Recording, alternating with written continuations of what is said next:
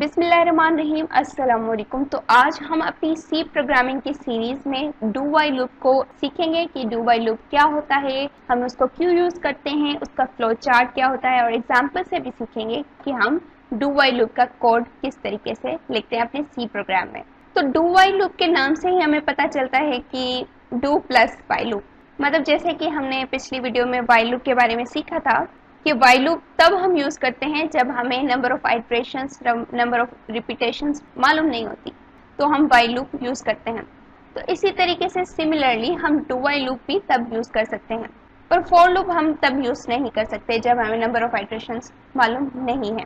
पर जो basic difference while loop और डू वाइल लूप में आता है वो सिंटेक्स का आता है, और वो जो सिंटेक्स होती है वो आउटपुट पे भी इफेक्ट करती है, तो उसके लिए हमें उसको समझना ज़रूरी है। तो सबसे पहले वाइल लूप की सिंटेक्स की बात करते हैं। वाइल लूप की सिंटेक्स में सबसे पहले इनिशियलाइजेशन होती है, उसके बाद सेमीकोलन आता है, मतलब कि ये एक प्रॉपर एक स्टेटमेंट है क्योंकि उसको टर्मिनेट करने के लिए सेमीकोलन आया है।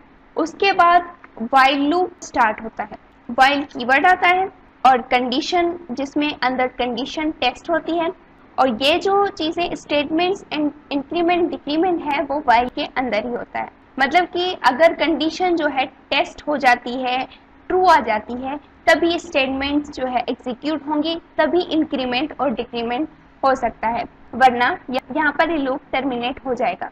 अब अगर हम डू वाइल लूप की बात करें तो डू वाइल लूप में सबसे पहले initialisation same as while loop, semicolon, उसके बाद डू का कीवर्ड आ जाता है। यहाँ पर वाइल का कीवर्ड नहीं है, डू का कीवर्ड है, और कर्ली ब्रेसेस के अंदर statements, increment, decrement, semicolon. Statement के बाद भी हम सेमीकोलन लगाएंगे, वो स्टेटमेंट पे डिपेंड करता है। जैसे कि प्रिंट एफ है, स्कैन एफ है, तो उसमें तो लास्ट में तो वैसे भी हमें सेमीकोलन लगाना होता है। अब यहाँ पर जो है डू कीवर्ड और ब्रेसेस के बाद आता है वाइल, जिसमें कंडीशन टेस्ट होती है। अब यहाँ पर एक डिफरेंस ये आ गया कि जब हम इनिशियलाइजेशन कर देते हैं तो स्टेटमेंट जो है वो एग्जीक्यूट हो जाती है। स्टेटमेंट एग्जीक्यूट होने के बाद इंक्रीमेंट या डिक्रीमेंट, वो प्रोग्राम पे डिपेंड करता है, वो हो जाता है। और जब इंक्रीमेंट या डिक्रीमेंट हो जाता है उसके बाद वाइल कीवर्ड जो है उसके बाद कंडीशन टेस्ट होती है। अगर कंडीशन ट्रू है तो आगे लूप चलेगा, अगर कंडीशन फॉल्स है तो एक बार एटलीस्ट वन टाइम लूप चल के टर्मिनेट हो जाएगा। अब डू वाइल लूप का जो फ्लो चार्ट है वो भी इसी तरीके से इसी को डिफाइन करता है, उसकी सिंटेक्स को, कि जैसे ही डू वाइल लूप स्टार्ट होता है, मतलब इनिशियलाइजेशन होती है, तो बॉडी ऑफ लूप एग्जीक्यूट हो जाता है। लूप के अंदर जो बॉडी होती है जैसे कि स्टेटमेंट्स या इंक्रीमेंट डिक्रीमेंट होता है वो हो जाता है। उसके बाद कंडीशन जो है चेक होती है, अगर कंडीशन ट्रू आती है तो लूप अगेन चलता है, मतलब कि बॉडी ऑफ लूप जो है अगेन एग्जीक्यूट होता है। अगर कंडीशन फॉल्स आ जाती है तो यहाँ पर ही जो लूप है वो एग्जिट हो जाता है।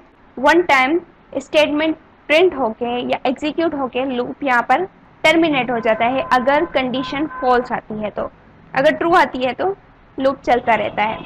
तो अब हम डू वाइल लूप का एक सी प्रोग्राम बनाकर देखते हैं। जैसे कि सी प्रोग्राम बनाने के लिए सबसे पहले हमें header file, standard input output header file को इंक्लूड करना होगा। उसके बाद हम मेन सेक्शन को इंक्लूड करेंगे, और अब जो है लूप में से सबसे पहले हम यहाँ पर इनिशियलाइजेशन करते हैं लूप की, जिसमें हम ये बताते हैं कि जो आई वेरिएबल है वो इंटीजर टाइप का है और इसकी वैल्यू, इनिशियल जो वैल्यू है वो 1 है, मतलब कि इनिशियलाइज हमने कर दिया उसको 1 से और सेमीकोलन लगा दिया यहाँ पर, मतलब कि जब हम इनिशियलाइज करेंगे उसके लास्ट में हम सेमीकोलन लास्ट में लगाएंगे। उसके बाद हम डू कीवर्ड का यूज़ करेंगे और कर्ली ब्रेसेस के अंदर हम जो है स्टेटमेंट को यहाँ पर लिखेंगे। जैसे कि हमने यहाँ पर स्टेटमेंट लिखी है प्रिंट एफ %d\n, i, मतलब कि हम यहाँ पर वो i रिपीट करवाना चाहते हैं जिसकी इनिशियल वैल्यू 1 है, और स्टेटमेंट के बाद i++ लिखा, मतलब कि इनिशियल वैल्यू 1 के बाद ये i जो है आगे बढ़ता जाए। एंड डू के जो लास्ट क्लोजिंग ब्रैकेट है उसके बाद हमने वाइल कीवर्ड लगाया जो कि कंडीशन को टेस्ट करता है कि i > 4 होना चाहिए, और यहाँ पर जो रिटर्न 0 है वो इंट मैन की वजह से है। तो अब इसका जो है आउटपुट क्या आएगा हम वो देखते हैं। इसका आउटपुट सिर्फ 1 आया है। अब ये 1 क्यों आया? इसका रीज़न ये है कि जब इनिशियलाइज हुआ तो जाहिर बात है हमने सीखा था कि डू वाइल लूप पे एटलीस्ट 1 टाइम तो लूप चलेगा। तो यहाँ पर प्रिंट एफ जो है एक स्टेटमेंट 1 टाइम प्रिंट हुई और जिसमें आई की वैल्यू क्या थी? 1 थी। तो यहाँ पर 1 प्रिंट हो गया। अब जो है आई की वैल्यू 1 में इंक्रीमेंट आया +1, तो ये हो गया 2। पर यहाँ पर हमने जब कंडीशन चेक की कि 2 इज ग्रेटर देन 4, 2 कभी भी 4 से बड़े नहीं होते, तो यहाँ पर जो कंडीशन है वो फॉल्स हो गई। तो इसीलिए यहाँ पर सिर्फ 1 ही प्रिंट हुआ, 1 ही एग्जीक्यूट हुआ, आगे कुछ भी एग्जीक्यूट नहीं हुआ।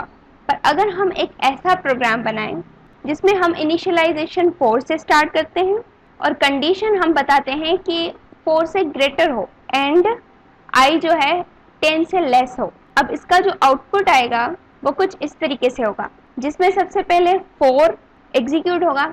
अब यहाँ पर कंडीशन तो सेटिस्फाई नहीं कर रहा, 4 ग्रेटर देन 4 नॉट, कभी भी 4 ग्रेटर नहीं होता 4 से। पर यहाँ पर इनिशियलाइजेशन हमने 4 से की है। डू जो कीवर्ड है उसके अंदर एटलीस्ट 1 टाइम प्रिंट एफ हो रहा है, मतलब कि एक टाइम जो है आउटपुट आ रहा है, प्रिंट हो रहा है आई, तो 4 यहाँ पर उसका। उसके बाद इंक्रीमेंट आया 4 में, 4 + 1 कितना होता है? एग्जैक्टली 5 होता है। तो यहाँ पर कंडीशन टेस्ट होगी, 5 is greater than 4, yes exactly 5 is greater than 4, तो यहाँ पर 5 प्रिंट हो गया। अगेन जो है i++ हुआ, मतलब कि इंक्रीमेंट आया जिसमें 5 + 1 6, सो अगेन कंडीशन चेक होगी, 6 is greater than 4, yes 6 is greater than 4। तो यहाँ पर ये जो एंड है इसके भी आगे हम चल के देखेंगे कि क्या यूजेस होते हैं। पर यहाँ पर ये समझें कि i जो है ग्रेटर होना चाहिए 4 से और i 10 से छोटा होना चाहिए, दोनों कंडीशन जो है सेटिस्फाई होनी चाहिए। तो यहाँ पर जो 6 है वो बिल्कुल 10 से छोटा है, यहाँ पर प्रिंट हो गया। अब 6 में 1 प्लस हो गया, 7 हो गया। 7 जो है 4 से बड़ा है, बिल्कुल बड़ा है, और 10 से छोटा है, तो 7 यहाँ पर प्रिंट होगा। अगेन इंक्रीमेंट आएगा जो कि 7 + 1 8 आ जाएगा, 8 4 से बड़ा है, बिल्कुल बड़ा है, और 10 से छोटा है, तो यहाँ पर आ जाएगा, प्रिंट हो जाएगा। एंड अगेन जो है इंक्रीमेंट आएगा, 8 + 1 9, 9 4 से बड़ा है, बिल्कुल बड़ा है, और 10 से छोटा है, बिल्कुल छोटा है, तो यहाँ पर वो 9 एग्जीक्यूट हो जाएगा, प्रिंट हो जाएगा। अगेन उसमें इंक्रीमेंट आएगा, 9 + 1 10। अब 10 जो है 4 से बड़ा है, बिल्कुल बड़ा है, पर 10 से छोटा नहीं है, 10 के इक्वल है, तो यहाँ पर ये लूप जो है एग्जिट हो जाएगा और यहाँ पर सिर्फ ये चीज़ें प्रिंट होंगी, 4 5 6 7 8 9। अब यहाँ पर अगर हम सिर्फ ओनली वाइल लूप यूज़ करते हैं, यहाँ पर पहले ही जो कंडीशन है फॉल्स हो जाती, तो ये आउटपुट नहीं आता, ये जो लूप है वो वहीं पर ही टर्मिनेट हो जाता।